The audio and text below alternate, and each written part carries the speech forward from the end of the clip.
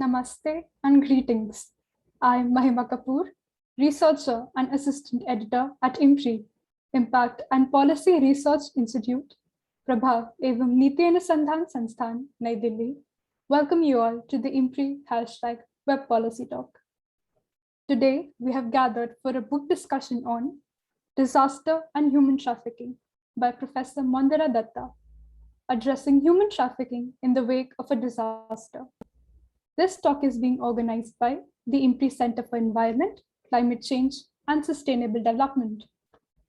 I feel privileged to introduce the chair for the session, Professor V.K. Malhotra. Sir is presently member at Indian Council of Social Science Research, New Delhi. He is a professor of economics and has served Chaudhry Charan Singh University, Meerut, as professor as well as head Department of Economics, coordinator admissions, examinations and evaluation, and as part of the team of Dean Students Welfare. His research interests include governance and economic development, corporate governance and performance of various industries, intellectual property rights and India's concerns, foreign trade and investments, etc. He has a number of papers in reputed national and international journals in areas of his interest. He has to his credit a book entitled Economics of Education, which is prescribed by many universities. He is a member of the board of many renowned social science research institutes of the country and is also part of the executive of many international research bodies and associations. We welcome you, sir. I am honored to introduce the author and speaker, Professor Mondira Dutta. Ma'am has a teaching and research experience spanning over 4 decades. She has been the founder chairperson of the Center for Inner Asian Studies, School of International Studies, Jawaharlal Nehru University, New Delhi. Her research focuses on gender studies, disaster research, and human security. It is based on the varied experiences collected from her widely traveled field visits among the various remote areas of South Asia, including Afghanistan, Central Asia, and other parts of the world. She was awarded the Lifetime Achievement Award in 2009 at the International Congress of Women for Justice, Equality, Peace, and Progress, sponsored jointly by the United Nations Information Center for India and Bhutan. As a consultant to UN Women, her work on human trafficking is widely acclaimed. She has been the National Advisor to the Ministry of Women and Children Development, Government of India, from August to December 2011 for developing the national strategy on anti-trafficking measures. Her evaluation study based on the primary survey entitled Indian Initiatives for Afghan Women, sponsored by the Ministry of External Affairs in November 2010, was widely acclaimed. She has been a consultant to several national and international organizations, such as the UN Women, British Council, Ford Foundation, NOVIB, the Netherlands, the World Bank, International Human Rights Commission, Geneva, World Human Rights Commission, Maldives, as well as the National Commission for Women. Along her publications, the latest is the authored book on disaster and human trafficking, published by Springer in July 2021. The book is based on rich field visits undertaken from 2003 to 2018 and explores the complexities and vulnerabilities in human trafficking from various perspectives. We welcome you, ma'am. We are fortunate to have Ms. Anju Dubey Pandey, Dr. Vijay Lakshmi Nanda, and Ms. Nupur Singh as the discussants for the session. Ms. Anju Dubey Pandey is a specialist ending violence against women and team lead, gender responsive governance at UN Women India. Welcome, ma'am. Dr. Vijay Lakshmi Nanda is the acting principal of Miranda House College, University of Delhi. We welcome you, ma'am. Ms. Nupur Singh is the editor of Business and Management, Economics, Law, Statistics, Political Science at Springer, India. Welcome, ma'am.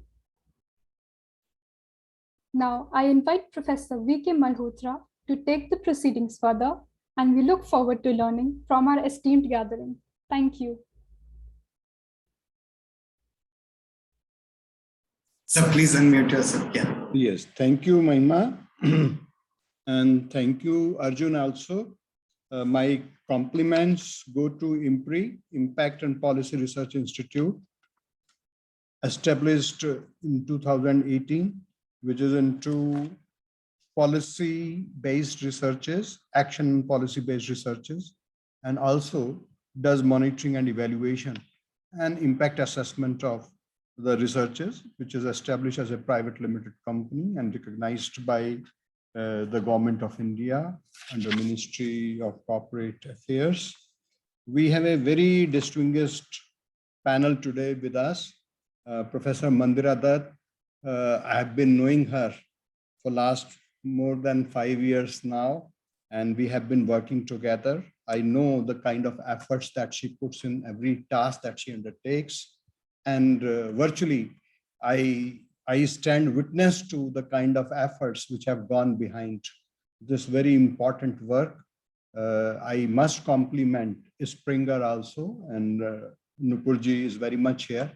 I remember a number of occasions we have discussed the whole idea of this book, the report that Professor Mondira Dutta gave to us as an outcome of ICSR's senior fellowship study.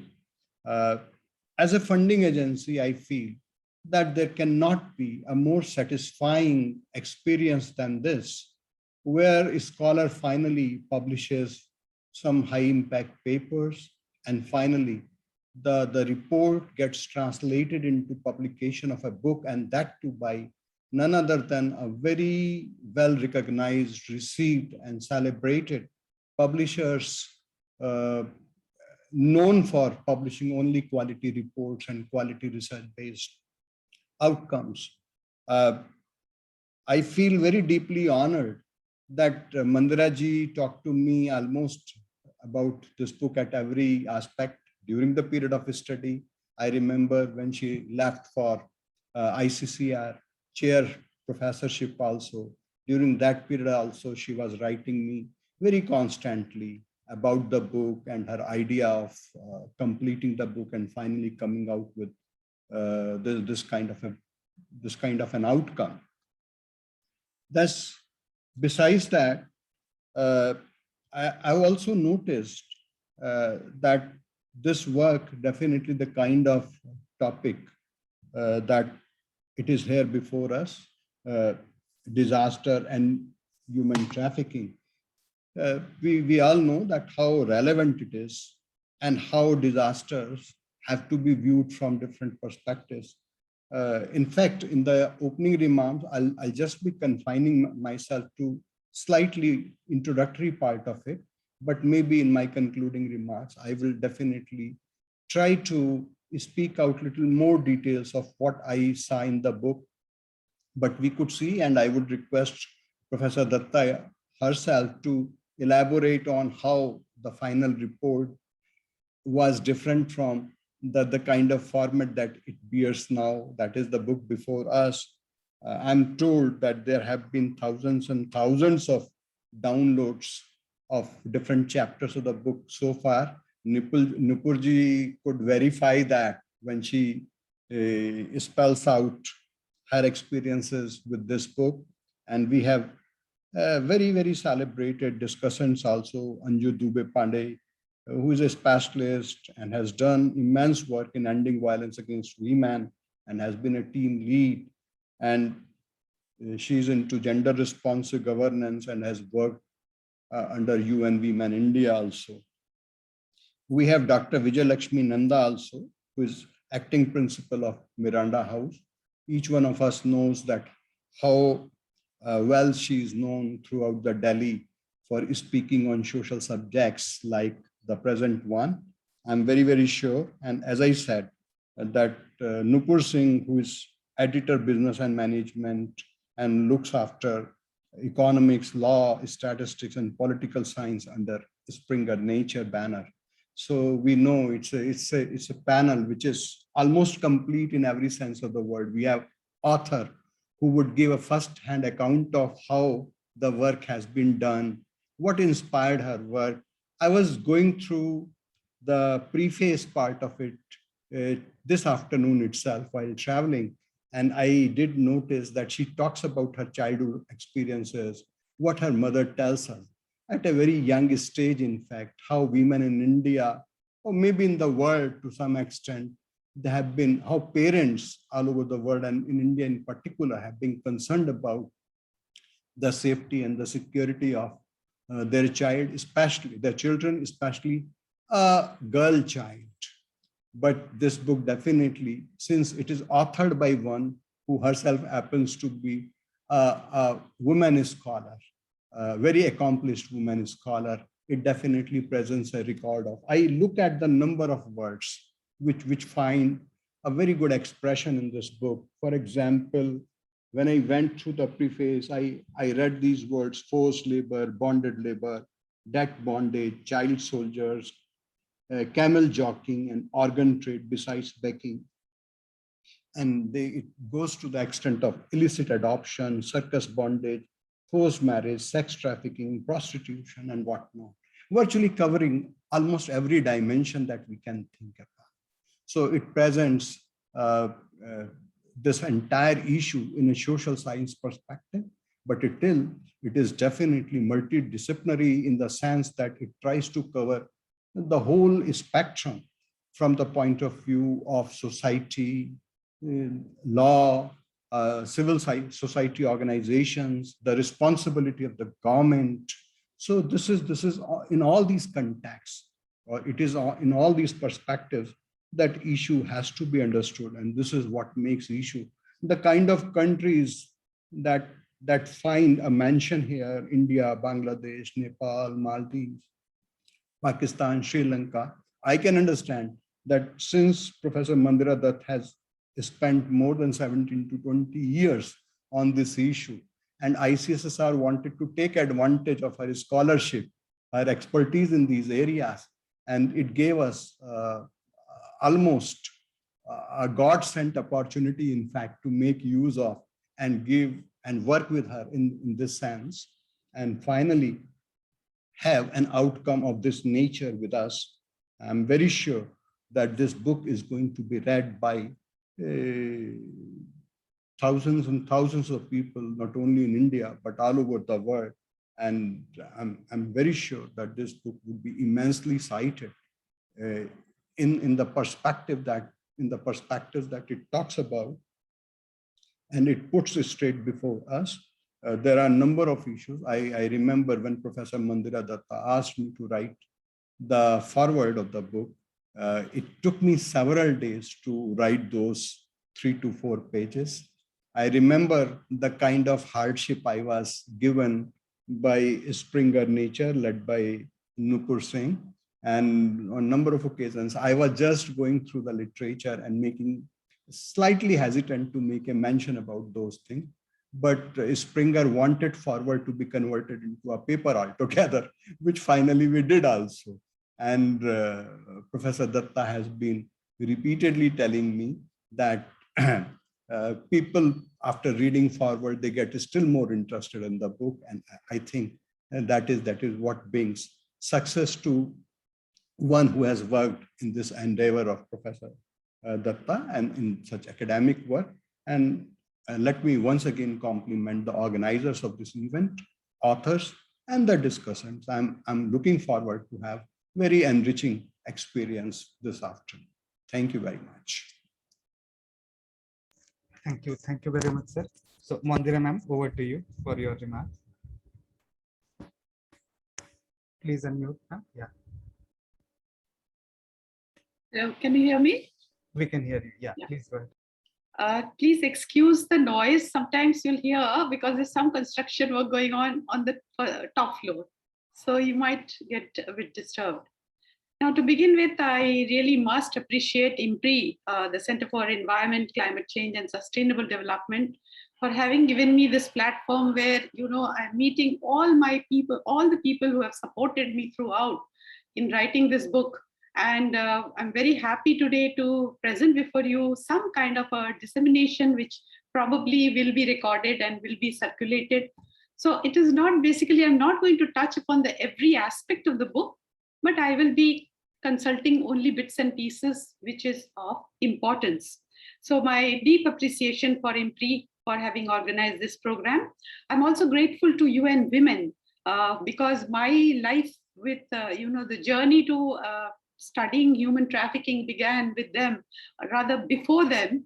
But there was a long period where I was off and on going for consultancy with the UN Women, and particularly I'm indebted to the former regional director and STEM hammer, Madhuwala Nath, and of course Anju. Anju has been with me all through, and she knows all the protocols that is to be followed, all the nicks and corners that I have to visit.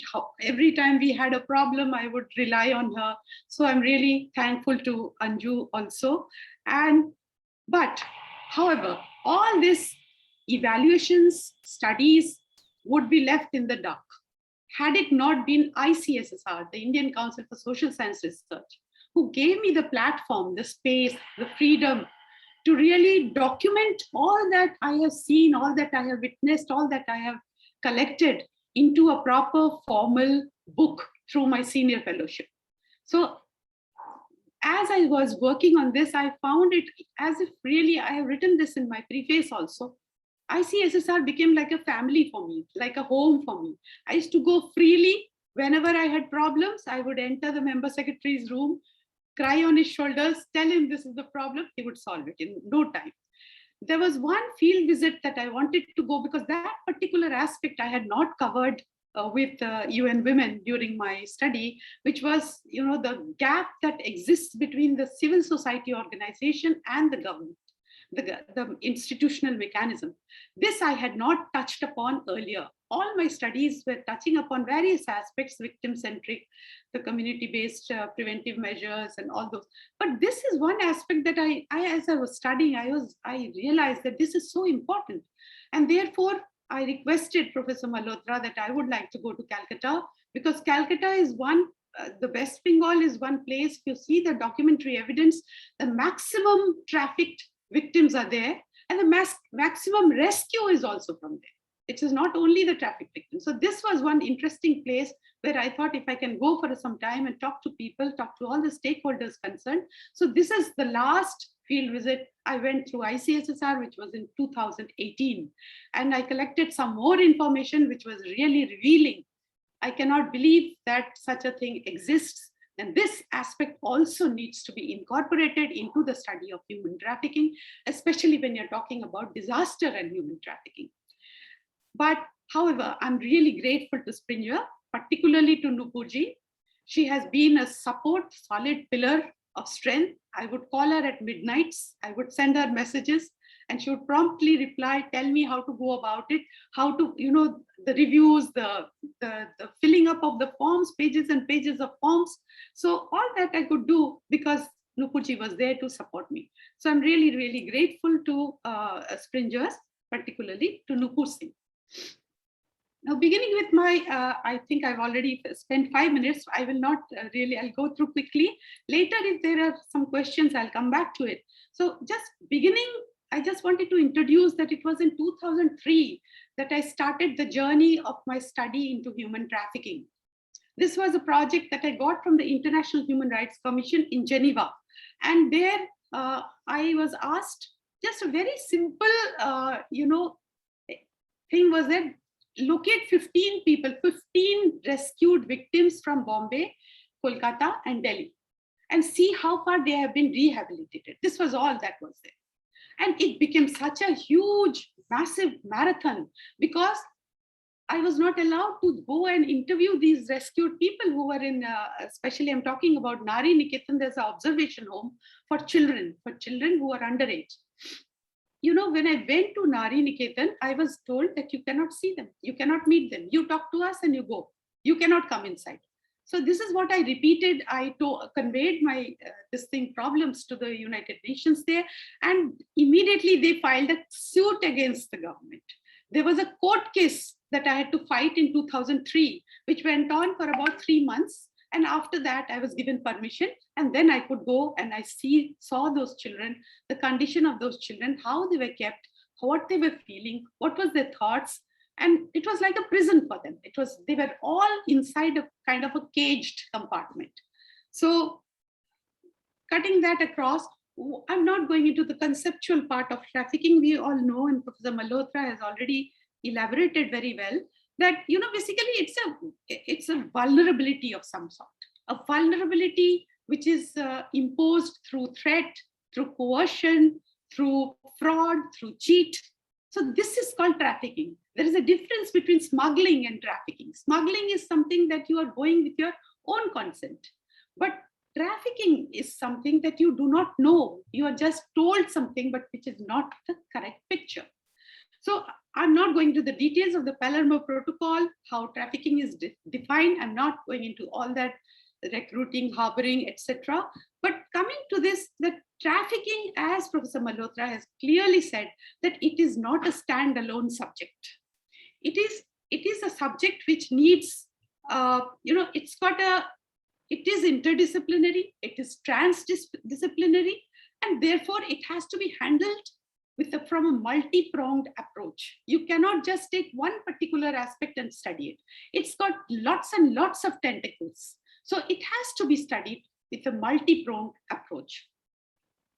Now, why is trafficking? Trafficking takes place for a number of reasons. It takes place due to, for organ trafficking, for camel jockey, as Professor Malhotra was telling you, the number of things, forced labor, bonded labor.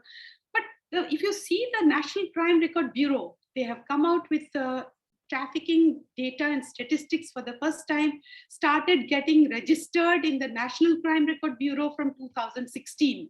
So if you take that into account, then trafficking is basically, maximum trafficking is for labor trafficking, not for sexual exploitation. It is a labor trafficking. This is about 46%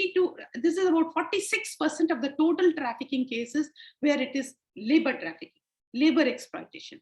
And the next is followed by sexual and commercial sexual exploitation. So these are the two which are topmost, and they constitute almost more than 80% of the trafficking, besides other things, besides organ trafficking and besides, camel jockey, etc., etc. Now, why is this, although I think sexual exploitation is a huge problem, it is a huge menace, but this is not recognized because of lack of statistics. The magnitude is a problem. Due to the clandestine nature of the activity, we cannot really jot down. Nobody will come forward and say, yes, I have been sexually exploited. Very, very few will come and report. So that reporting is not there. It's not that it is not there, but the reporting is not there. It takes years and years even if you come and report and the case goes on, it takes years and years. There were many movies based on that. How, the girl is brought to the court, asked her to give the details, then she has to go back, come after 10 days. It is not possible. It is not possible for anybody to do that. So these are some of the reasons. This is in page 127 of my book, if you refer to that you will find that what kind of purpose of trafficking. Therefore, you have labor trafficking as a huge menace, followed by sexual trafficking. I'll come straight to my actual 4 things that I want to talk about today, is the link between disaster and human trafficking. It is such a very important link, that how is human trafficking related with disaster? Now, first thing that happens when there is a natural disaster or any kind of disaster is that the pre-existing vulnerabilities, which are already there, we know everything is not on the same platform. Some are rich, some are poor. So when we have this pre-existing vulnerabilities get compounded when disaster hits. Disaster hits across the borders. It doesn't recognize any international boundaries like human trafficking. It is also an international problem. It does not recognize any international boundaries. You can send people from one part of the world to another part of the world. But if you see this, that a person who's already vulnerable gets doubly vulnerable. They get affected much more than a person who is not so vulnerable. So disaster hits everybody, not in the equal way, but in a different levels. So each one of us get hit in our own level where we stand. Now, I just want to take one example from a study that I did with World Vision in 2020 recently. And there I found that during the COVID-19, the children from Bihar, they were sent to Jaipur Bangle Industries. I mean, they used to go for years together. Parents didn't know where they were. The kind of vulnerability situation was created in Bihar due to floods and etc. They had to send their boys, especially I'm talking about the boys. I have not studied about the girls, but the boys had to be sent to Jaipur through Gaya during this COVID period to go and earn something. And very peanuts, they're just going for a very, very handful of money, which was also not being paid. So this is a typical example of when the pre-existing vulnerabilities get so created that the parents are forced to send their children themselves that, yes, please take him away and send us some money. So literally they were selling their children, and the children were put from the frying pan to the fire, and the parents wouldn't even know that what is happening to them. The second aspect that happens during disaster is that children who get separated from their parents or guardians, or those children who get orphaned, as a result of that, they get exploited like anything.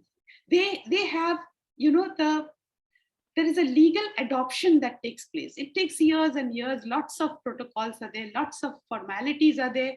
But during this period, the parents help in getting the child adopted by families. And these families sometimes, not always, but sometimes the parents are only looking for an organ, for organ trafficking. I can give you lots of examples. In 2004, the Indian Ocean tsunami, there were boats carrying 100 infants from Aceh in Sumatra. And this was mainly seized. They were being taken from, what would they do with the small children, infants, less than 1 year old? What would they do with such children? They can't make them work. They can't make them do sexual exploitation from them. So it was the organ trafficking that came into view. So this was already reported and it has been documented and it's present in my book also. And then you come to the 2010 Haiti earthquake. That was of the 7.0 magnitude earthquake when children became orphaned and they were trafficked again for the purposes of organ trafficking. Then you have, of course, the Camel Jockeys that Professor Malhotra was mentioning. The study I did with UN Women, I had been to Bangladesh to see, and right in front of my eyes, the organization BNWLA had received 120 children from UAE who were trafficked to become camel jockeys. They just put them on top of the camel and they get scared, they cry, and the camels run faster, and that is how the race is the competition is there about the camel race. So all these Arab sheikhs, etc., they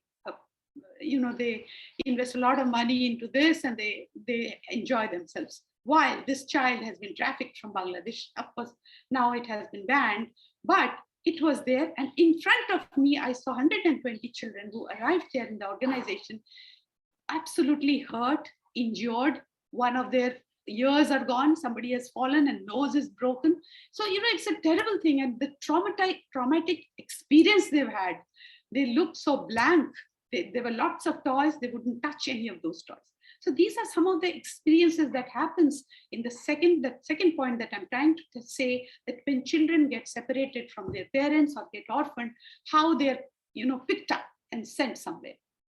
I just don't want to compare that with Afghanistan, but if you have seen the TV news, how why do the parents send their children?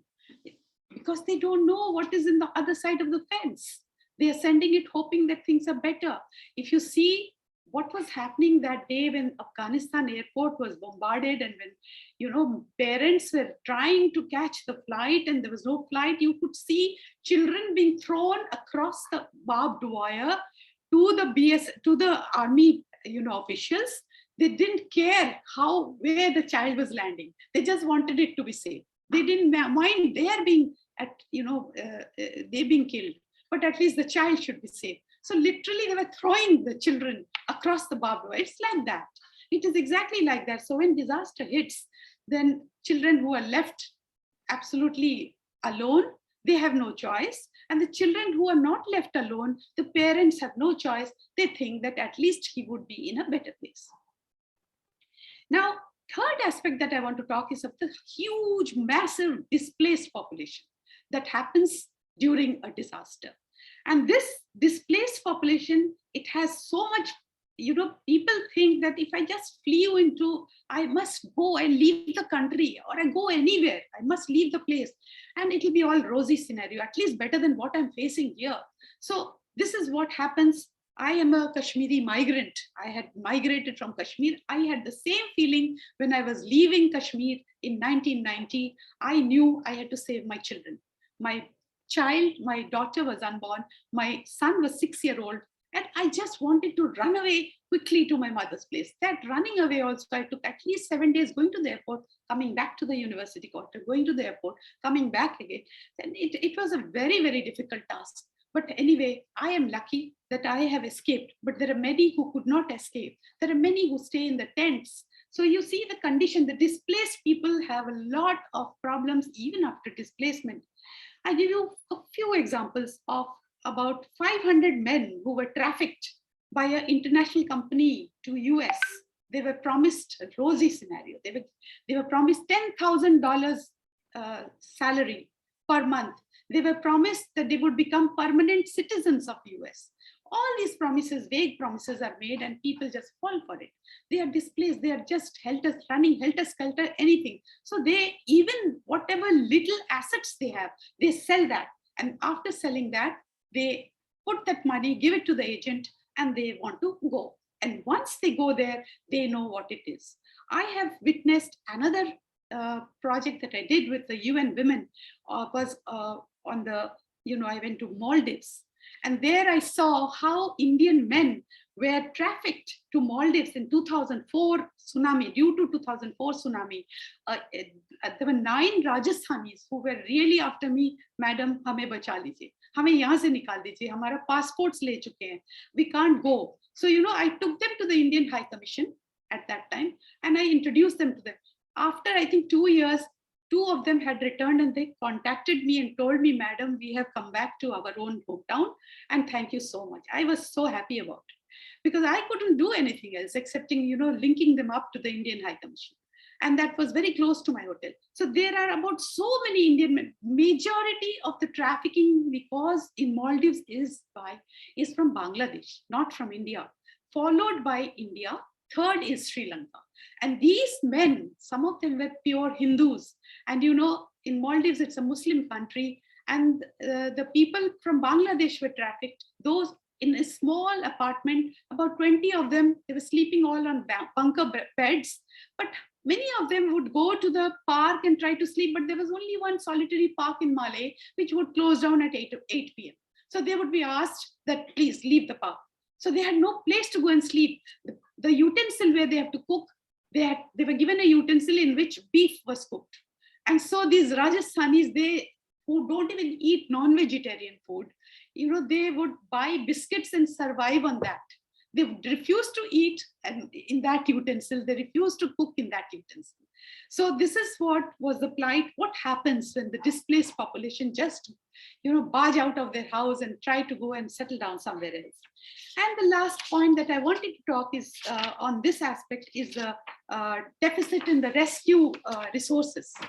India is still not so rich country, even for that matter, US also we saw there is a deficit everywhere. During COVID, you could see that their hospital arrangements were not as hi-fi as we thought it would be. In fact, India has such a huge population, and India is doing much better in terms of, you see the percentage of people that have been admitted in India and the percentage of people that have been admitted in US. So there is a deficit in resources, and this rescue resources particularly is very, very stressful. It gives such a stress factor. You see, what happens is that while, it gets compounded with the governance issues also. Not only the deficit, in rescue resources, compounded with governance issues, they land up as massive miseries for the vulnerable people. And while the government machinery is busy rescuing people from earthquake hit areas, rescuing people, the life saving, that is the first and foremost priority. While they are doing that, they are able to, they do not see how the traffickers have already, spread their network. It's such a huge network, how they've spread their network, and they are trying to target, all the vulnerable people and trying to take them away from there.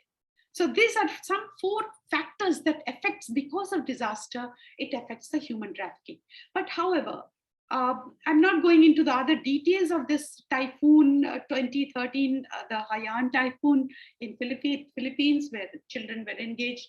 You see, below 9 years, there were children engaged in child laborers, children engaged in domestic laborers, and so many other difficult, hard, the industries which are really hazardous, they are put into those industries.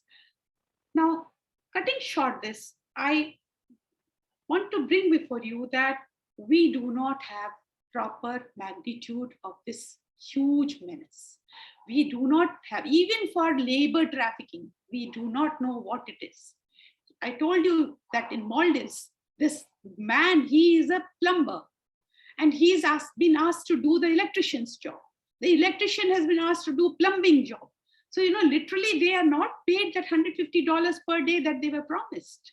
So this is what happens when a disaster hits. You're desperate, you're stressed, you just don't know what you are doing, and you have to go somewhere in search of livelihood, in search of peace, in search of somewhere that your children can be fine. So there are some statistics that I don't want to get into details from the International Federation of Red Cross Society. Of 2003, I managed to get some data there. About 4 million had been trafficked. ILO has come out with 21 million forced labor in 2012. US State Department says almost 6 to 8 lakhs of trafficked victims annually, every year. And out of this, more than 50% are children, and more than 70% constitute women. Women could be laborers also. Women could be labor trafficking also. So these are some of the, but this is only the tip of the iceberg. There are many, many cases which go unreported, which are not there. I do not know how much time I have. Do I have another 2-3 minutes, or I can stop here also? Yes, ma'am. Please take 2-3 minutes to summarize. Professor Malhotra? Yes, you can take 2 to 3 minutes. Thank you so much. Okay. I'm not going into the milestones achieved during the journey of the disaster. I'm not going to that, but only one point here I want to say, there has been a paradigm shift. There has been a paradigm shift from the response and relief centric to mitigation and preparedness. And further, it has now got it transformed into a multi-dimensional, multi-sectoral, multi-tier approach. And this emphasis on risk reduction measures. That is the main idea. That you see from your Yokohama strategy from 1994, it has come down to Hugo, where the early warning system was introduced, and it is a huge success. We have really implemented that very well. And now we are in the period of Sendai framework of disaster risk reduction, where it synchronizes with the sustainable development goals, and almost 10 goals out of the 17 goals of the SDGs are in the Sendai framework. Right now, we are following that. But there has been a paradigm shift because of the early warning system. I'll take one example of Odisha. It is my state, and I know how I was there during 1999 super cyclone. I could see cows flying, literally flying and going on the lampposts. They were stuck there. I saw coconut trees bending down, touching the ground and going back. The cyclone was so strong. And this was 1999 super cyclone, where officially, I think 10,000 people died. But unofficially, they say 30,000 people died. But now you compare it with Phylline, which is in 2019. I was in Dublin at that time, and I heard about this, and I immediately tried to contact my people in Odisha. And they said, no, this time we were all safe. We hardly had 5 to 10 people who died, and that too, they died of old age. nobody died, but we lost a lot of property. We lost a lot of trees. We lost a lot of destruction was there, but lives were saved. So this is only possible because of the early warning system that you got to know, and some preparations were made. So therefore, the degree of vulnerability that one has, that needs to be counted, that needs to be taken into account before you create any kind of disaster program, before you start strategizing the disaster programs. I'm not going into last one. One thing I really want to say is about the laws. The laws are very, very important. The international organizations have laid up, India does not lack in laws. We have lots of laws and we have very good laws. Implementation is the problem. We don't have problems in framing laws. Now we have international laws that guide us, but not one, it cannot be a blanket approach for every place. Every state has their vulnerability. Like human beings, the state has its own vulnerability. And here, we don't have a compatible law. The law should be so flexible that one can adopt it. Somewhere you cannot achieve that high standard of that, achieving that international law that has been there in on trafficking or disaster, or the Sendai framework of action. Many were. In fact, there was one other program that I attended on education way back, some 10 years back, and that was in Sao Paulo, where Africans came and they were complaining that we cannot achieve this target of education. So many percentage of people have to be educated. We don't have schools. We don't have food. First you give us food, let us survive. Then only we can have schools. Similarly, there are states, there are regions, there are countries which cannot achieve that international law. So this international law gets weaker when it is not compatible with the states. So you have to link it up. You have to give some kind of flexibility, elasticity, so that it is at least tried, if not achieved. So therefore, space has to be created. And here, the lack of awareness on human trafficking and disaster has been a major reason for failure, because people don't know that disaster happens, but they don't know that human trafficking can take place. It need not take place, but it may take place. And results show that it has taken place in many, many instances.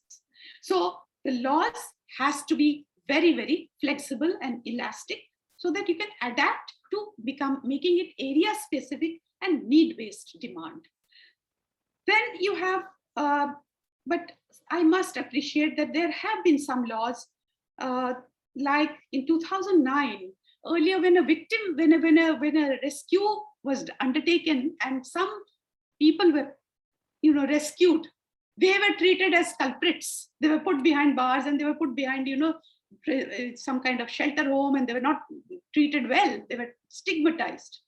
But that, there was one, that was Section 8 and Section 20 of the ITP Act, which was revoked by the Ministry of Human Affairs, Ministry of Human Resources, Ministry of Human Affairs, not Human Resources, Human Affairs, which came out with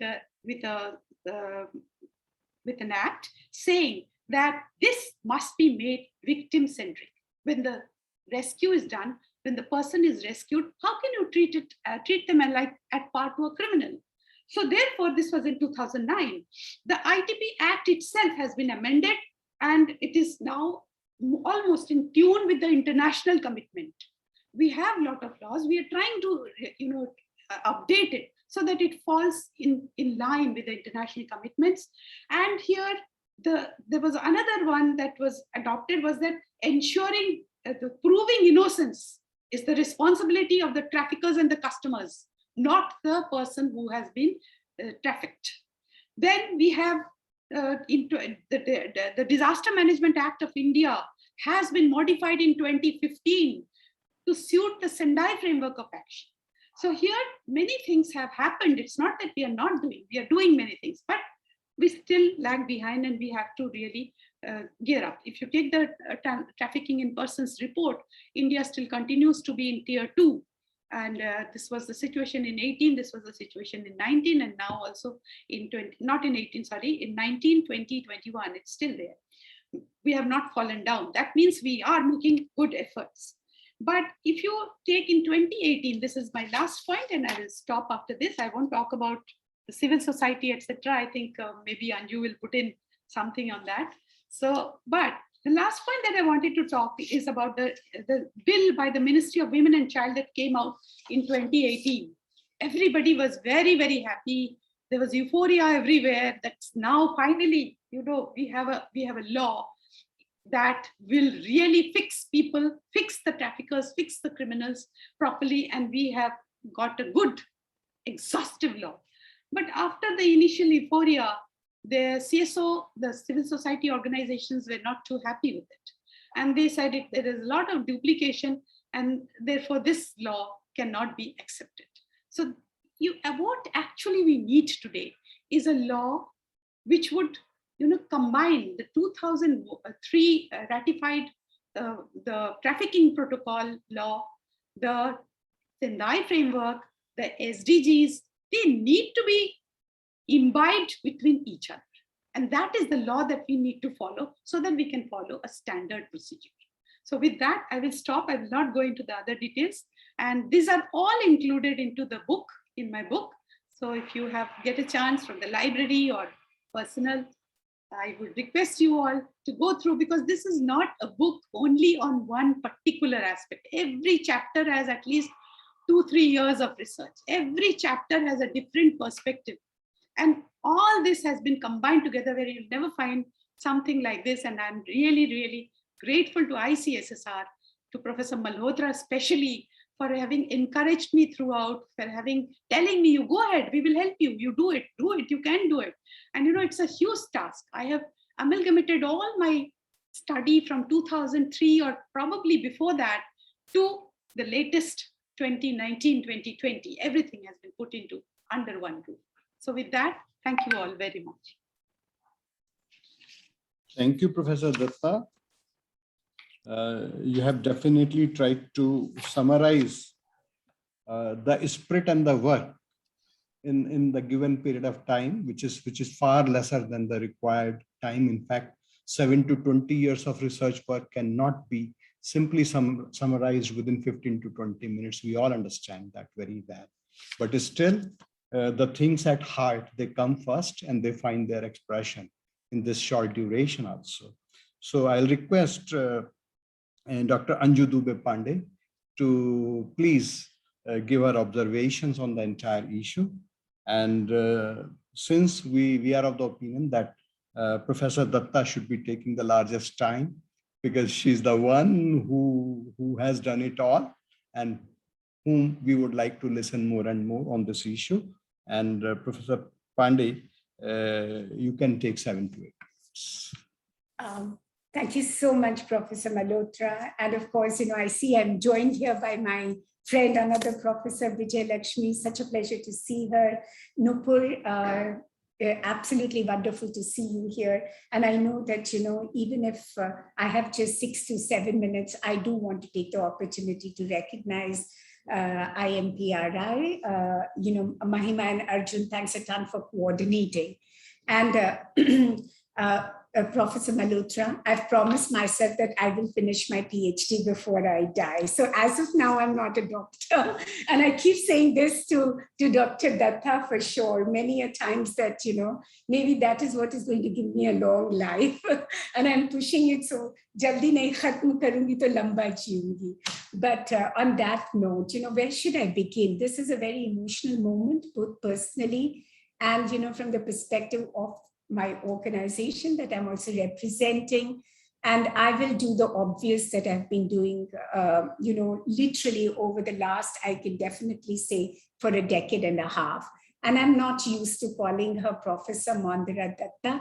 I call her Mondira D in the spirit of feminism, in the spirit of sisterhood. And that's how I choose to address her even today. So I think, you know, first of all, huge congratulations. And, you know, when you were speaking, Mondira D, it was literally like a refresher for me.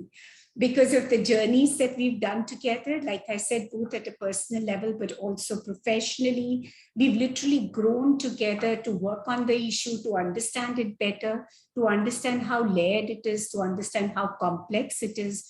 And like she rightly said, that each chapter of this book really could be it could be a book in itself.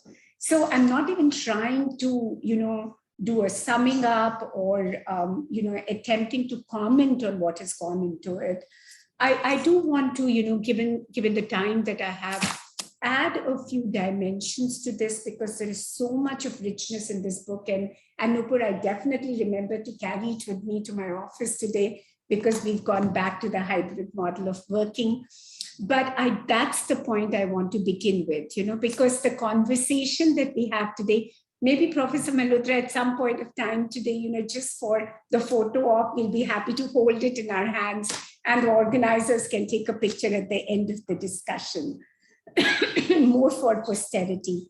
But I really do want to begin from that point, because I think, today when we are speaking, we are in a completely, disruptions, not the normal. The world is very different. We've been hearing that over the last 18 months now, given the COVID-19 pandemic. And I think it's in that context that Mondira's book, which is on disaster and trafficking, becomes even more pertinent, because we're really looking at what happens during a disaster or a humanitarian crisis. And I think the evidence and data on trafficking because of COVID-19 is yet to emerge. So she's flagged a lot of issues. I think this book has come at the most opportune time, because not only does it bring the learning of the last 2 decades, so to say, but it sets very firm foundational grounds for what we have experienced during COVID-19 and how we need to build, to really focus on building back better and equal. So, as UN women, the equal part is what we are bringing into the conversations.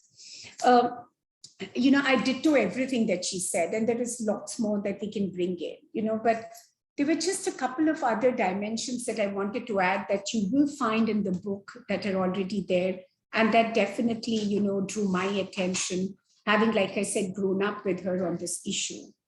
I mean, one part of it is, like she said, that whereas we look at the major form of trafficking is labor, but we see that commercial sexual exploitation comes second to it. But the most important, that 70% of the trafficking victims / survivors continue to be women and girls. And I think that is an important point that we see brought out in this book, where we're looking at better understanding the vulnerability. So you could be looking at gender as one of the key, sort of discriminatory or compounding factors, but at the same time, we surely have to look at how does gender intersect with other discriminations. And that's the point that we also see brought out, for example, in the section that is focusing on what is the community-based actions, and I will come to that in a moment. Therefore, you look at, gender for sure being one of the points of discrimination, but it intersecting, for example, with caste, class, age, ability. I surely would want to add sexual orientation to it, because there's some interesting work that happened while we were working together with Mondira Dutta, also to look at the trafficking of trans persons or, persons with a sort of different sexual orientation. So to look at the men and women, but to definitely go beyond the binaries and to also look at that and some of the community actions that are already working on it. So, where we look at gender, I think it's equally important to look at both, like she rightly talked about, the feminization of trafficking, just like we've been talking about the feminization of poverty, but at the same time, not looking at women and girls or other trafficking survivors, but I will focus, for today's discussion on women and girls, not just as victims and survivors of trafficking and everything that goes with it, but also to look at them as really active agents of change. So how do we have a whole of sector approach, as I say? And we find excellent examples of that. We've done those journeys together, where she mentioned about West Bengal, where we were in a care home together, and we find this girl who, just out of curiosity, in Bangladesh, where everybody would talk about the border, and she was just curious to, see what the border looked like.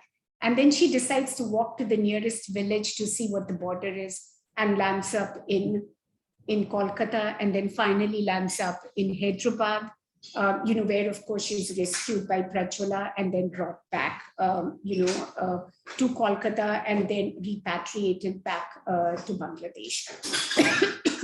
But again, in this whole journey, for us to understand that it's not, in addition to women's experiences of violations, how critical it is to center stage, like we say, their voice, choice, agency, and safety in the solutions that we are designing to address trafficking right from the source to the transit to the destinations.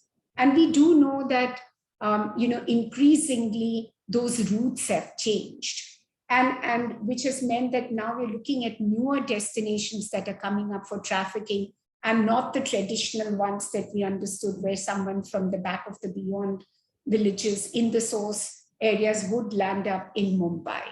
I'm raising multiple points, and I surely will bring them together, Professor Malhotra, particularly in the context of this book. And I think that becomes critical. And I am going to go back to the new normal in which we are having this discussion today, because it's important to really understand where are those constituencies of vulnerable women. Mondira talked about the vulnerability mapping that we did with her. And then UN Women also invested a lot in doing, building on that vulnerability mapping with the Tata Institute of Social Sciences to better understand what does that space look like from the perspective of women and girls, gender needs, so to say, and particularly in the context of, them being equal citizens of the country, them experiencing poverty very differently than men and boys do or other genders do, and why and how they are a lot more vulnerable to certain forms of trafficking. And I'll pick one example in that context, particularly where we were trying to better understand the declining child sex ratio. And I know that will be of interest to Vijay Lakshmi. I see her smiling there, where we're looking at the interlinks between trafficking and the declining child sex ratio. So really, the third point that I want to make is how do we sort of really expand our understanding and our perspectives on trafficking in terms of the interlinkages with other issues.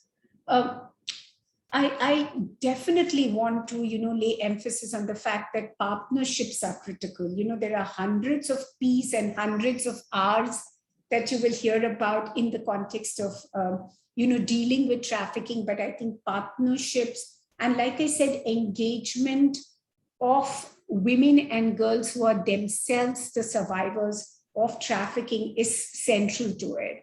And we have wonderful examples coming from the ground where groups of adolescent girls who have been, who've been trafficked for commercial sexual exploitation have come together to look at those community initiatives, particularly, where we see them, we see that, especially in the case of commercial sexual exploitation, where the willingness of the community, including the family, to take back the survivor is very, very low.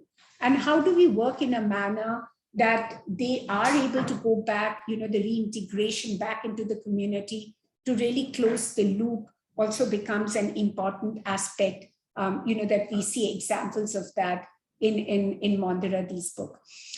I'm very tempted to look at the different areas that she was talking about and essentially just add a few points from the perspective of just, widening our understanding.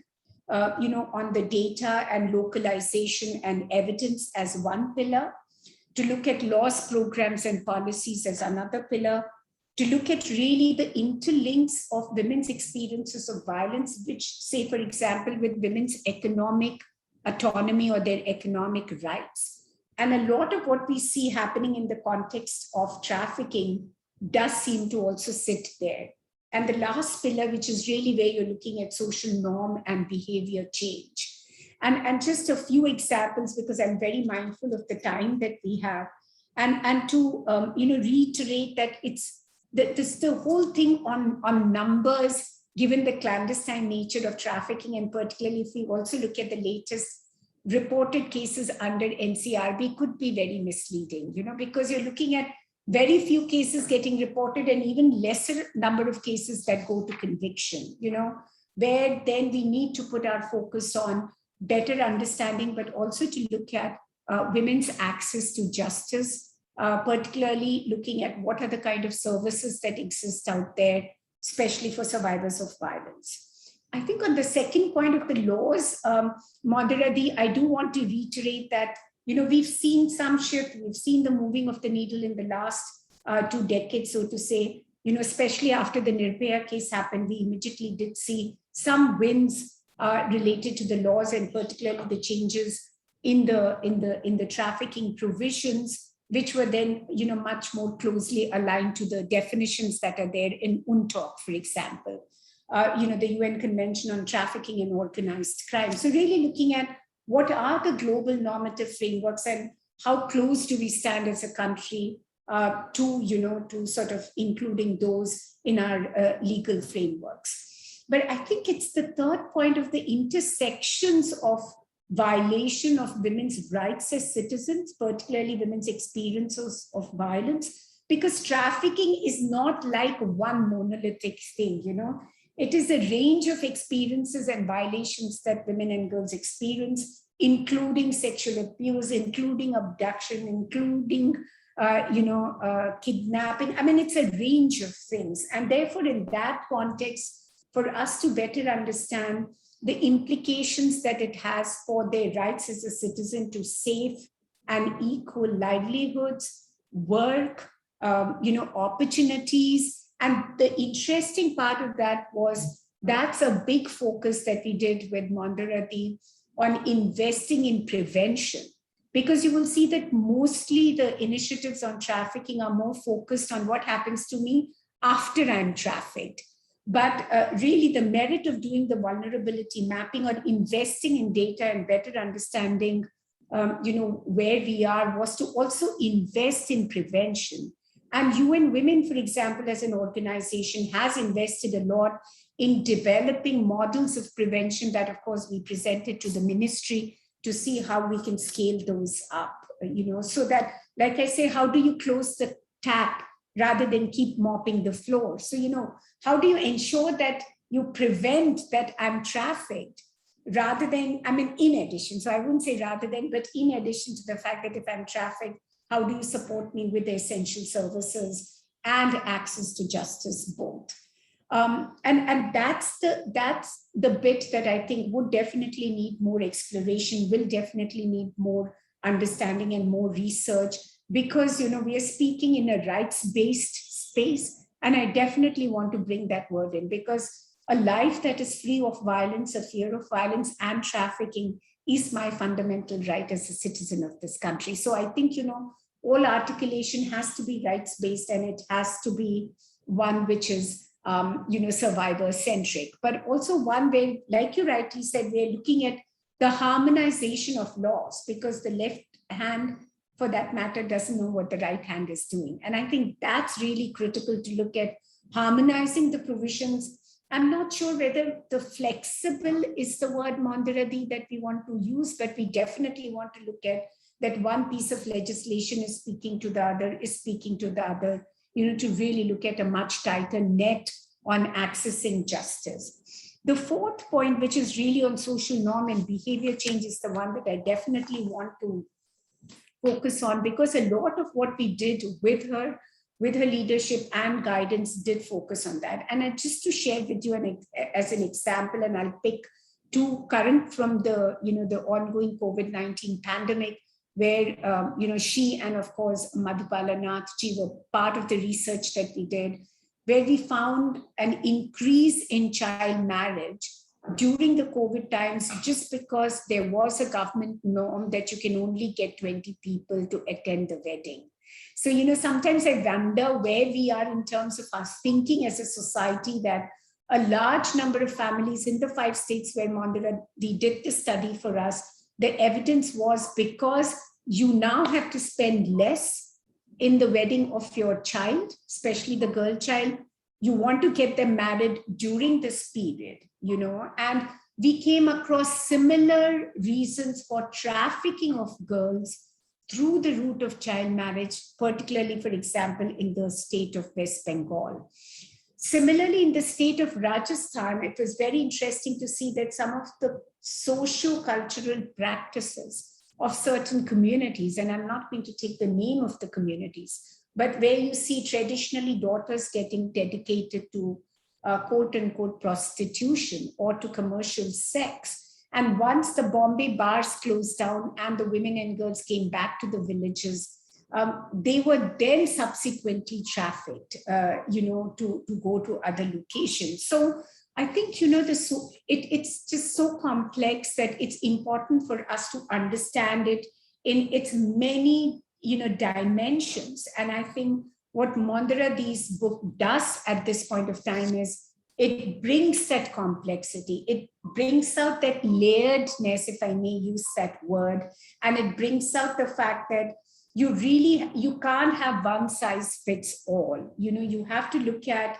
the experiences, particularly of women and girls from their, that particularly disaster has a differential impact on them because of the pre-existing gender inequalities that get exacerbated and get presented. I mean, I know that this book definitely will be very foundational in informing the research and actions and evidence that now comes out of our experiences of COVID-19. There is a lot more that I would love to, add, because this is such an important conversation. I know when I was speaking with her, she said that you could talk about the work that UN Women in the UN system is doing. That could be another conversation, because today I don't want to take the limelight out from her. The spotlight has to be focused on her, not on the UN system and not on UN Women, what UN Women is doing, because that could be a whole discussion in itself. But right now, really, Mondira Dutta, I do want to end by congratulating you by, for continuing to be so inspiring, for continuing to not give up, continuing to, tolerate the excesses of the processes and procedures that the UN requires you to follow, and still being able to generate and take out this very, very lucid piece on disaster and trafficking.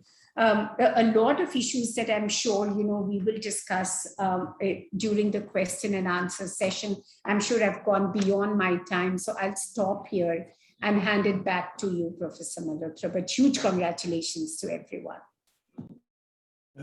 Thank you, Anju Dubey Pandey ji, for keeping in mind the time limit. I can understand when there are issues which are very deeply there into our hearts, time, perhaps we would like to forget the boundaries of time also at times, and this is what happens usually. I wish that since you have been into action research and you spoke with the evidences of the case studies that you have yourself seen, visited, and you have yourself witnessed so many things. So I wish that out of those case studies, that since you have published splendidly well, so you get the degree of doctorate also, so that I could very rightfully call you Dr. Anju Dubey Pandey also in days to come. And you have raised number of issues which are very pertinent, of course, and they would need some other occasion to discuss those issues threadbare. Maybe we can learn from each other. We can definitely get much more illuminated from the experiences of each other and the understanding also. So life continues to be a great learning experience in the sense of the word. So I would request now Dr. Vijay Lakshmi Nanda. In fact, her expertise has already been somewhere indicated by Anju Dubey ji that she can definitely talk a little more on child sex ratio, but we leave this option to herself only, that where she would like to concentrate, in fact, her expertise. Thank you, Professor Malhotra, and thank you, IMPRI, Dr. Arjun Kumar, for this opportunity to discuss Professor Mondira Dutta's work. I follow Anju and her excellent exposition of the work, and of course, Professor Dutta and Professor Malhotra's discussion on the subject. And I think congratulations to all who are associated with this particular book, especially to Springer for having taken it out and ICSR for having supported it. I would like to say, and I'd like to come in from a personal note here, that we got to know Professor Mondira Dutta when she was our research advisor for an ICSR research project.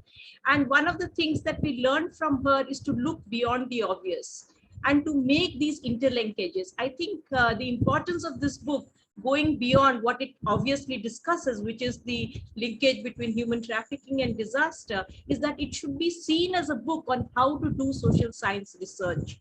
And this is very, very significant, especially for young research scholars who have joined us here, because this book brings about the significance of interdisciplinarity, of multidisciplinarity. It engages both with qualitative and quantitative research. It looks at case studies. It shows you the passion and zeal of the researcher herself, going to those areas, bringing up those studies. It looks at both, international covenants, legal, studies around it. It also engages not just with one country, but with multiple countries, and is able to make sense of that, to be able to shift through that and to look at paradigmatic shifts. I think this is very, very significant, and I would like to flag this off as an important book on how to do social science research.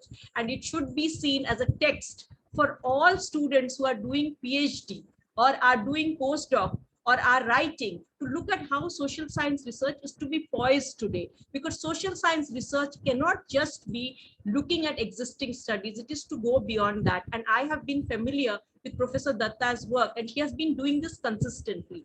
2010 to now, she has been looking at linkages not just with disaster, but also with how you can bring about cross-cutting issues with SDGs, Sustainable Development Goals, trafficking and disaster. So this kind of a linkage, to be able to open up the area of research where none exists and no one is able to read that linkage, I would again say the ICSSR has been able to encourage this kind of research for all of us, and we are indeed grateful to have her also as a research advisor and to be able to link our work with hers, and that is where declining child sex ratio comes in. Although I will only flag up one issue on that.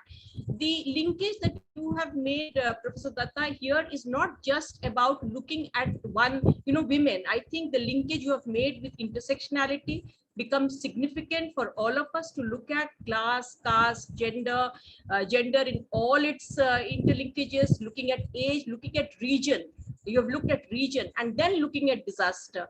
I think that particular linkage, you are going beyond Kimberly Crenshaw, and we keep touting Western scholars for everything, but I think it is time that we recognize the efforts made by Indian scholars like you to be able to layer intersectionality in the way you have.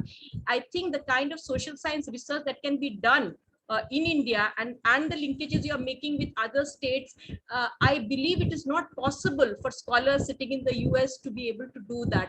So I would again say the theoretical input or the conceptual framework you have made about intersectionality is far more multi-layered than Kimberly Crenshaw. So I would like to say that, and I would again say that this should be included with social science studies, and I would like to flag that off. The next point that I want to bring in is the understanding on vulnerability. I believe what you have done now is to bring in a perspective into vulnerability studies, which has been done by people like Martha Freeman, who are again seen as the scholars in vulnerability studies. Judith Butler is also seen as a scholar there. Alasdair McIntyre is seen as a scholar there, where they look at vulnerability as the primary human condition. But the way in which the lens of vulnerability you have used here, looking not just at class, gender, and other kinds of age intersectionality, but at situational vulnerability, that the situational vulnerability has to be examined at every context, and the dynamic that you go to the margins and then you come back to the center. That kind of a shifting understanding of vulnerability, not being caught up by existing studies that are there, but to look beyond, to be able to look at it with new lens. I would say that's an important one. The other point I want to make is that, and I'm going to stop here because I don't want to take much time, but I will definitely write on it and send you something because I owe that to you, is to look at responsibility. I think the idea that you have worked around not just the international covenants, looking at all the international covenants, looking at the national laws, the responsibility of state, civil society agencies to bring about a solution in this matter. So you do not stop there. You are looking at policy implications, you are looking at solutions, and there is always a ray of hope in the way you speak. And I find that refreshing, because that is not how social science scholars have worked till now. The idea that there is hope, yes, we can move forward. I think you make that when you talk about, let us, redistribute resources for resilience, protection. Let us look at how we can protect against situational vulnerability and how vulnerability theory offers us social analysis. I would say this is one of the best work that we should be talking about, and I have personally made it a part of a study for our policy center and gender lab. We would again be inviting you to speak on the book with our young students and to have them work around it. And Professor Malhotra, we would request your indulgence also, and Anju and Nupur to come in and to speak to, and Arjun to speak to young students, to tell them how to do social science research, not to be caught up with what existed, but how to move beyond that to look at linkages. Again, congratulations to you. I am very inspired by this work. I would like to thank you for it, and I wish you the best in taking forward research and teaching us how to. Thank you very much. Thank you, Dr. Nanda. I think in very limited words, you have tried to convey almost everything that you intended to, highlighting that how Indian scholars should be brought to limelight, how one should be working on vulnerability studies also, and the sense of responsibility among the social sciences scholars that you have tried to underline. Now is the turn of Nupur Singh ji, who has been part of this entire endeavor, in fact, which has been collectively taken by ICSR.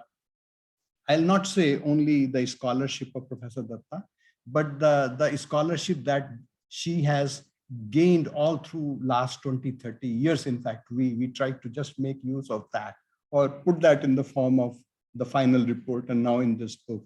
So we have interacted with Nupur at different points of time, and she was very excited to see this work coming in the form of this book. I think there is nobody better than her, in fact, to speak from the perspective of the publisher, and so reputed a publisher, which has been rightly there in the space of not only knowledge creation, but also dissemination of the knowledge to such an extent.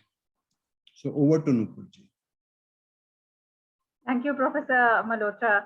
And I would like to thank IMPRI also for coordinating and for giving me the opportunity. And of course, I mean, a big thank you to Mondira ma'am, Professor Mondira Dutta, because without her, this would not have been possible. And the discussants and the chair and the author are eminently more suitable to talk about the topic. So I will just restrict myself, to comments related to how we started discussing this book and what was the journey, very briefly, because I don't want to take time away from the topic. But I remember this was like, somewhere around 2018 in a conference in JNU that Professor Dutta, she just mentioned while we were sitting and having, I think, over a cup of tea or something. And she mentioned, oh, I'm doing something like this, and maybe I'll think about putting it together. It's just in the form of a report with ICSR. And I remember, feeling that, oh my God, this would make such a lovely book. I mean, because there was absolutely nothing. You had disasters, you had human trafficking, but there was nothing connecting them together, at least not in the form of a book. You had papers here and there, but not something of this, this was just huge. And the second thing that really made me very, very excited about this work was that Springer has been focusing on SDGs over the past few years. We have been very, very strongly looking at topics that talk about various SDGs, trying to put research together, disseminate these research works that focus on one or more SDG topics. And this was like, as I think the discussants as well as the author, everybody has considered that this, talks about almost all the SDGs across the board. So this was just too good a work to let go. And then finally, I think in 2019, she said that I'm ready. The report has been submitted, and let's start talking. And then we started discussing with ICSR, and it has been really great. Thank you, Professor Malhotra. You have facilitated the discussion so well, and it would not have been possible without the, you had so many more ways of, presenting the book, maybe adding a few layers here and there, and very helpful throughout the process. So I'm very grateful for that. And finally, the book is out, as you said. It is, it's been doing really great. It's just a couple of months since it has been out, so it's not really long. Within that, it has reached more than, it's almost 1,000 in certain areas, but overall it is about 156 for the whole book download. So the chapters are like a bit more. That thing will be collated after 3 months. It's really too early to say, but we are all very, very hopeful about the book doing really well, and it's absolutely wonderful research. I could see the passion in everybody's voices today, and how deeply this has affected everybody across board. And I'm looking forward to so many more works coming out from Professor Dutta, from Anju, from Professor Vijayalakshmi, and from ICSSR, which talk, about such topics, such SDG related issues, which touch everybody's lives. So thank you very much for giving me this opportunity. Congratulations, Professor Dutta, finishing this work. And this is your day, and it's absolutely great to be part of it. Right. Thank you, Nupur. Arjun, can we take a few questions, one or two? So there are not many questions, more of congratulations, all the comments. So we would like to listen Professor Dutta for 2 to 3 minutes more before we come to the concluding part. Okay. Thank you, Professor Malhotra. Well, I'm really so elated with all the lovely, comments on my book, on me, and I'm really, really very grateful and thankful to all of you for giving me this encouragement. But what I missed out due to lack of time, I'd like to go back and add that little bit, which I think is also equally important. And before I add that, I take Anju's comments. I think they're very healthy. And what I meant by flexibility of laws that you mentioned actually does not mean, I also mean harmonization, yes, but at the same time, there are some cases that I'm not going to the details where, you get benefited if you complete this many number. You get certain benefits from the state government. You get certain benefits from the national government, from the other places.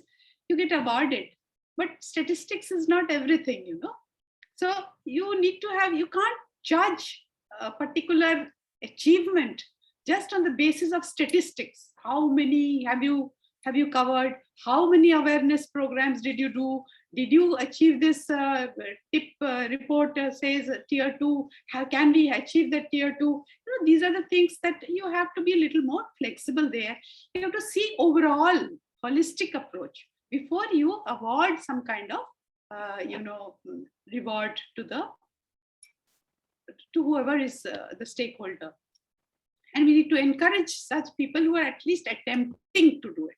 So this is what I meant by that, but there are examples which I'm not going into the detail. So that is what I meant there. But I think harmonization is a very good word that you used. Yes, harmonizing all the laws, that it fits into each other. It's like a jigsaw puzzle that it should fit into this. So one leads to the other leads to the first one. So this is also well taken. But one field visit that I did with ICSR in 2018, that is something that I could not talk, is on the gap that exists between the civil society organization and the governmental institution machinery. There is a lack of, I would say there is a lack of trust and deficit in the confidence building measures. I have spoken to many, which is there again in my book. There's a whole chapter on that. But here, I'll just take the instance of one particular aspect where I went to meet the IPS officer. I'm not mentioning the names. They're not mentioned in the book also. That is in Lal Bazar Police Headquarters in Kolkata. I mean, she was the head there. I waited almost 6 hours to get an appointment with her. I mean, she gave me the time, but I was waiting for 6 hours and I was adamant I will not leave without meeting her. And then there, when I went there, I had also had a meeting with the organization called Shanla. And from Shanla, Anju will know very well, from Shanla, when I went there, the next day was this appointment with the police officer. You see, the police officer, I mean, without mentioning her name, she was her attitude, her arrogance, she kept saying, oh, you're talking about that civil society, not Chandla, but some other civil society organization, group of NGOs within that. He says, what do they do? If we don't go with them, they can't do anything. What raid they will do? They inform everybody. I said, they can say the same thing about you. You would be informing everybody too, because many things get revealed from the police. So it is not like that. It has to complement each other. Wherever one is weak, the other should come forward. It's not like you're competing with each other. So that kind of thing, I felt that there was a lack of trust and deficit in confidence building measures. And of course, lack of law enforcement machinery is there. I'll give you one very funny example. What happened is another place where I went I was talking to some police officials. They said, when we rescue the victim, we are supposed to take the victim to the shelter home or to the nearby NGO. Now, हम क्यों दे उसका train ticket, train भाड़ा हम कौन देगा उसका? इसलिए हम उसको बोलते तू भाग जा. I mean, this is really the statement spoken by the police officials. I mean, you are putting her literally back into the fire. So I said, but kuch to hoga. I go back to the ADM of Kolkata in North 24 Parganas. I met him. Very nice, thorough gentleman, very good gentleman. I have mentioned about him also. And he said, there are funds allocated. There are funds that you go to the railway station, you say you're a police official, you have rescued this, and they will automatically give a ticket for the rescued victim. But they don't know. There is a mismatch of, correspondence, communication. There is a mismatch of communication between the government machinery and the NGO. And if I to be honest, really, I think if the civil society organization was not existing, nothing could be achieved. I'm not saying that government is not important. It's equally important. It is facilitating the whole thing. But if you see the list where I went, the West Bengal Task Force, the state legal services, the anti-human trafficking units in West Bengal, the border security force officials, and so many other NGOs, Chanla, Banglanatok.com, and many others. If you see that, you'll see that they're all passionate about it. But somewhere something is lacking, that link is lacking. There is no link between, like Anju was saying, your right hand doesn't know what your left hand is going to do. and yet you're going together. I mean, one is going this way, the other is going that way. So I think this is very, very important that we must appreciate, and we must also recognize the contribution of the civil society organization. So, and especially when you're talking about cross-border trafficking, there you see the laws are so different. When you go to Nepal, it's a different law. When you're talking about India, it's a different law. You're going to Bangladesh, it's a different law. Now, when you repatriate the child, it's such a harassing, the BMW LA people there in Bangladesh, they were saying, Madam, Mondira Madam, just see, these children, we don't even know who their parents are, where they've come from. And they took so long to send them to us. Any Bengali knowing person will be sent to Kolkata. Not necessarily. They can belong to Bangladesh also. But you know, who's there to decide? They just arbitrarily, they just put a stamp and yes, go. So, you know, this is the kind of lack of, I think, if we didn't have, honestly, I'm speaking, if the NGOs were not there, who would reach them, the facility? They would not even know how to do it. So this is something that I found was absolutely not there. And there was a miscommunication also, that not miscommunication, multiple communication. Somebody says, oh, this is the rule. They make their own rules. This is a law. They interpret it in different manner. The police interprets it in different manner. The raid and rescue team interpret it in another manner. So there is somewhere something that it is not very explicitly clear that what you're supposed to do. So what happens to the victim, especially when you're talking about repatriating the children? They're standing and waiting. Where are they supposed to go? This way, that way, that way, that. So this is something that needs to be tackled. I think some research needs to be done on this, linking the institutional machinery with the civil society organization. So this is one aspect that I think needs to come. And who is going to book the railway ticket?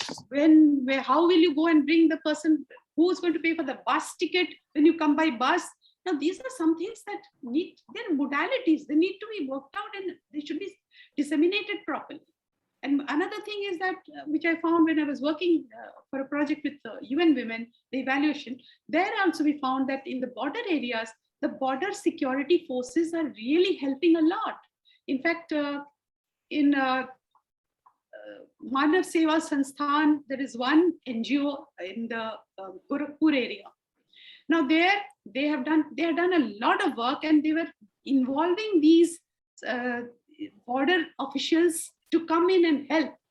And here, because many people get transferred, they want to give them training, they will give training. The moment they get the training, they're transferred to somewhere else. So again, you reinvent the spade. Everything has to be done from scratch one.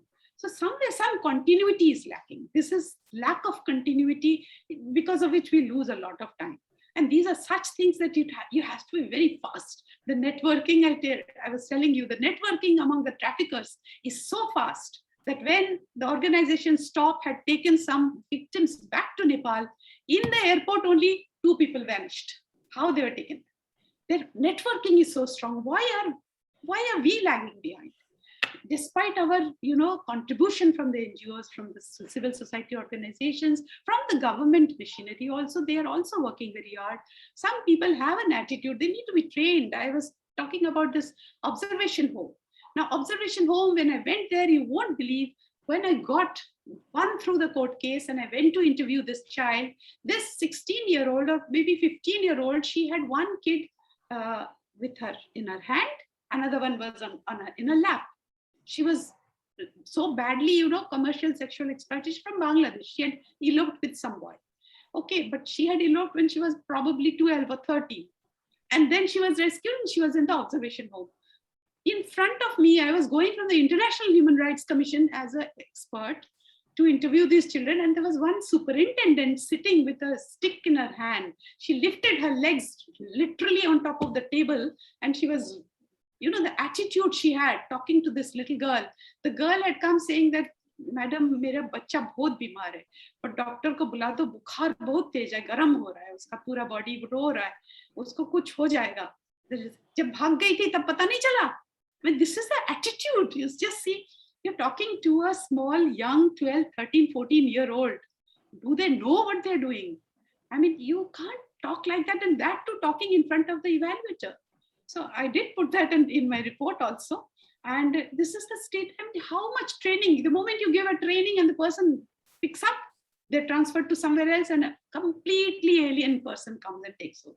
Now again, trying to reinvent spade again and again and again. So I don't know how this continuity process and how this, binding up the two sections, the most important pillars in human trafficking. One is government machinery, institution mechanisms, and this is the other side is the CSOs. Without them, we are zero.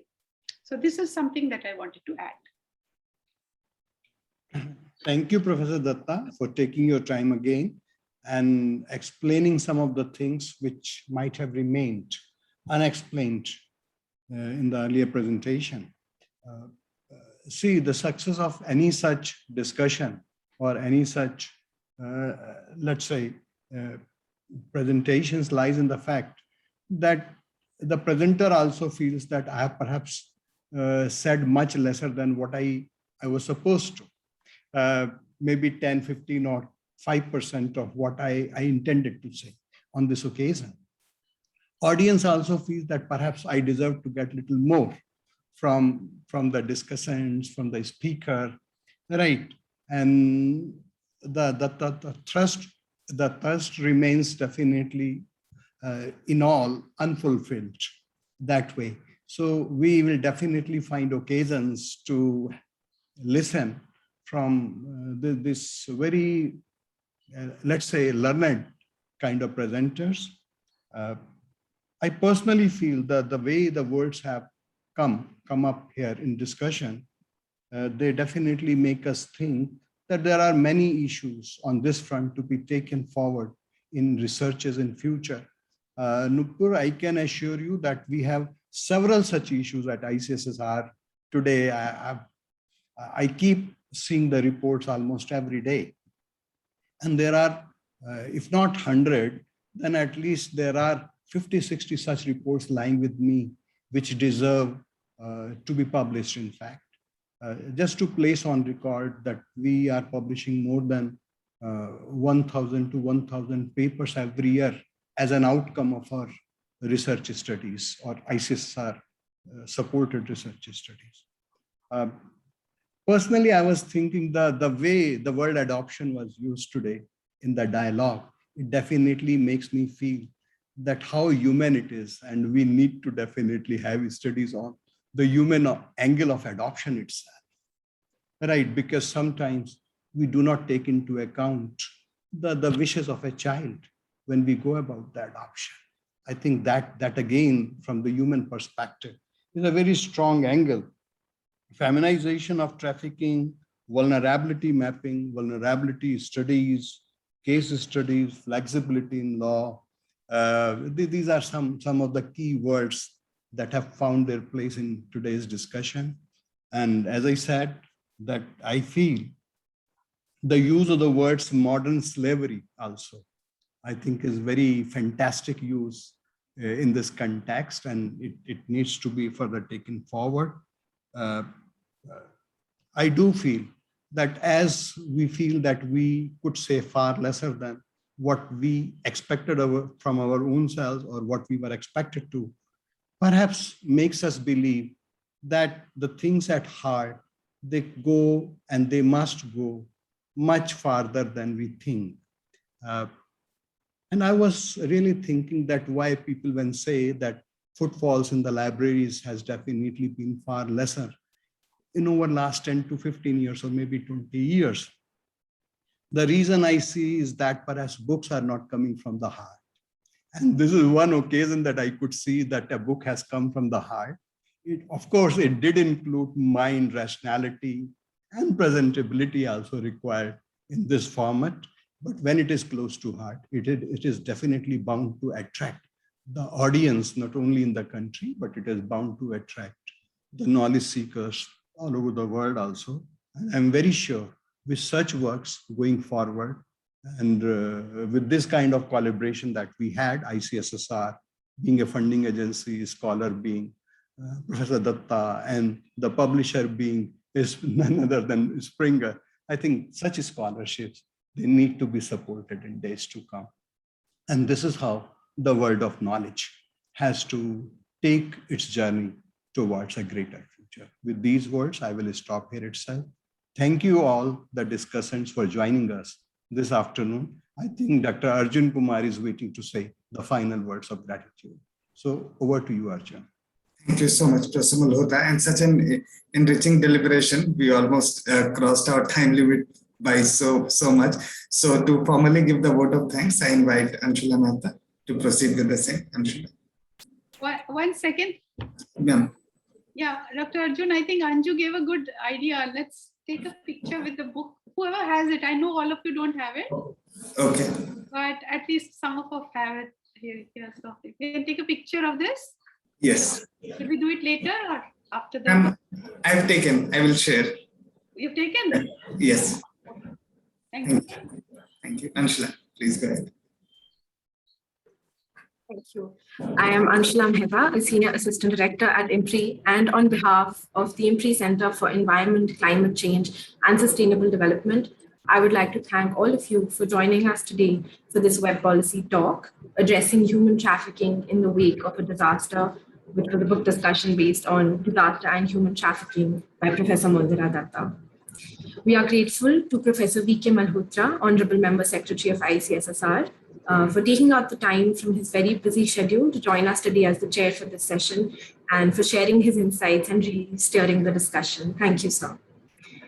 Professor Mondira Dutta, we congratulate you for your very pertinent book, and which we are sure brings out many South Asian stories on this pressing issue. And we thank you for joining us today and for sharing in depth about the kind of work that has gone into this book and your experiences. Thank you very much. We are grateful to our discussants, Ms. Anju Dubey Pandey, Dr. Vijay Lakshmi Nanda, and Ms. Nupur Singh for joining us and for sharing their perspectives on the book and also on the theme overall. Thank you very much. And of course, we are grateful to all of our participants who joined us here on Zoom or on Facebook Live, or will watch us later on YouTube or listen to us on our podcast. Thank you. And we hope that you continue to tune in to future web policy talks at IMPRI. And I hope you have a good evening. Thank you very much again. Thank you, everyone. And congratulations, ma'am, once again. Thank you. Thank you, sir. Thank you.